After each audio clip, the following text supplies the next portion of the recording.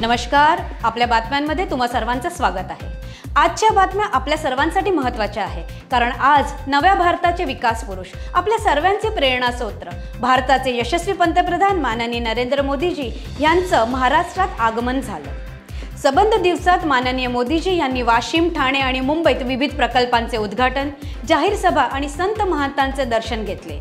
एक नजर माननीय मोदीजी यांच्या महाराष्ट्र दौऱ्यावर। सर्वप्रथम माननीय मोदीजी यांनी वाशिम जिल्ह्यातील बंजारा समाजाचे पवित्र स्थान श्री क्षेत्र पोहरादेवी येथे आई जगदंबाचे दर्शन घेत मनोभावे पूजा केली व आशीर्वाद प्राप्त केले। खास सांगायचं म्हणजे नवरात्राचे दिवस सुरू आहे आणि या शुभप्रसंगी माननीय पंतप्रधान नरेंद्र मोदीजी यांनी देवीचे दर्शन घेऊन कार्यक्रमाची सुरुवात केली।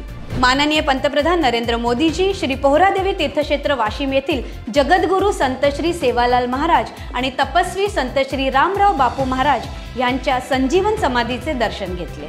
माननीय पंतप्रधान नरेंद्र मोदीजी यांच्या शुभ हस्ते बंजारा विरासत संग्रहालयाचे उद्घाटन करण्यात आले। पोहरादेवी वाशिम येथे माननीय पंतप्रधान नरेंद्र मोदीजी यांनी बंजारा भाषेत संबोधन केले।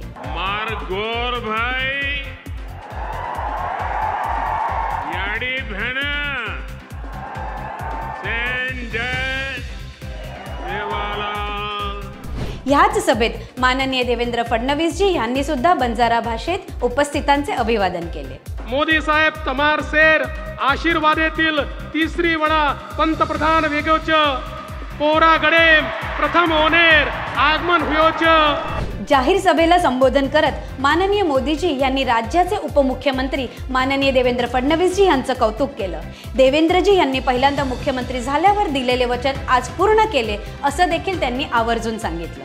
मैं देवेंद्र जी को बधाई देता हूं। इन्होंने पहली सरकार के समय जो संकल्पना की और इसने उत्तम तरीके से आज मैंने इसको बना हुआ देखा, मन को बहुत ही संतोष हुआ।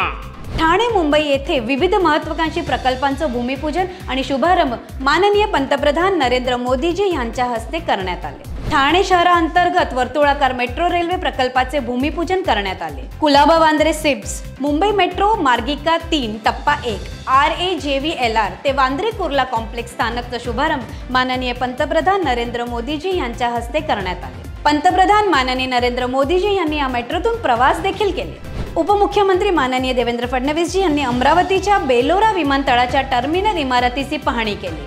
9 तारखेला या विमानतळाच्या टर्मिनल इमारतीचं लोकार्पण पंतप्रधान माननीय नरेंद्र मोदीजी यांच्या हस्ते होणार आहे।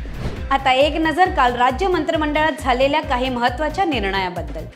राज्याचे उपमुख्यमंत्री माननीय देवेंद्र फडणवीस जी यांनी त्यांच्या सोशल मीडिया हँडलवरून या बाबतीची माहिती दिली। राज्यातील गड किल्ले, प्राचीन स्मारके, ऐतिहासिक वास्तू येथे मद्यप्राशन, गैरवर्तन किंवा अश्लील कृत्य करताना आढळल्यास आता कठोर शिक्षा देण्यात येईल। 2 वर्ष कारावास किंवा रुपये 1 लाख पर्यंत दंड आकारण्यात येईल। महाराष्ट्र सागरी मच्छीमार कल्याणकारी महामंडळ स्थापन करण्याचा निर्णय घेण्यात आला आणि त्याकरिता 50 कोटीची तरतूद करण्यात येईल। केंद्रीय मंत्री माननीय नितीन गडकरीजी यांच्या हस्ते कामठी रोड येथे डबल डेकर फ्लायओव्हरचं लोकार्पण करण्यात आलं। आपल्या बातम्यांमध्ये आज इथेच थांबूया। उद्या पुन्हा भेटूया नवीन बातम्यासकट। पाहत राहा आपल्या बातम्या, आपल्या पक्षाच्या बातम्या।